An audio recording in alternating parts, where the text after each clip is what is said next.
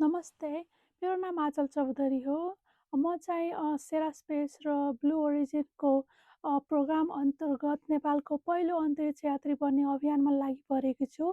यस अभियानमा मलाई सहयोग गर्नुहुने सम्पूर्ण नेपाली दाजुभाइ तथा दिदी बहिनीहरूको म सम्पूर्ण हृदयले नै आभार प्रकट गर्न चाहँदछु। आजको टपिक चाहिँ रेक्स वालहाइम हुनुहुन्छ। रेक्स वालहाइम चाहिँ नासाको एस्ट्रोनट हुनुहुन्छ र एस्ट्रोनट हुनुको साथसाथै अमेरिकी वायुसेनाका कर्नलको रूपमा नि कार्यरत हुनुहुन्थ्यो। मैले उहाँसितको कामको बारेमा हजुरहरूलाई एक्सप्लेन गर्नेछु तथा उहाँको चाहिँ योगदान चाहिँ एउटा अन्तरिक्ष क्षेत्रमा र एउटा नासाको क्षेत्रमा कति रहेको छ हजुरहरूलाई छोटकरीमा हजुरहरूलाई भन्ने नै छु। कृपया यो भिडियोको अन्तिमसम्म साथ बस्नुहोला।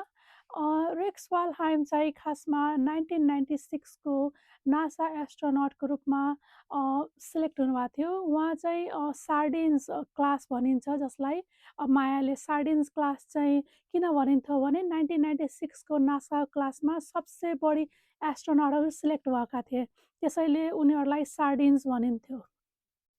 अनि त्यही क्लासमा हजुरहरूलाई म अवगत गराउन चाहन्छु कि कल्पना चावलाजी पनि सिलेक्ट हुनुभएको थियो र यहाँ चाहिँ मेरो पिक्चर हो र कर्नेल रेक्स वालहाइमको पिक्चर हो। र म चाहिँ हजुरहरूलाई रेक्स वालहाइमको कामको बारेमा अलिकति भन्न चाहन्छु। यो चाहिँ कोलम्बिया हो, कोलम्बिया सिप हो।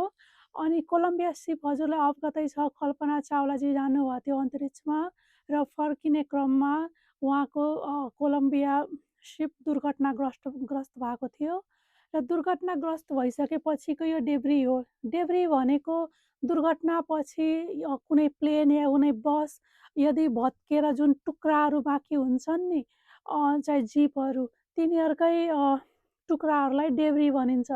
र त्यो रकेट चाहिँ यति फास्ट स्पिडमा थियो, त्यसमा एक्सप्लोजन पनि भएको थियो, पड्केको पनि थियो। त्यही भएर सबै पार्टहरू चाहिँ रिकभर हुन सकेको थिएन र जति रिकभर हुन सक्यो यो यहीँ छ।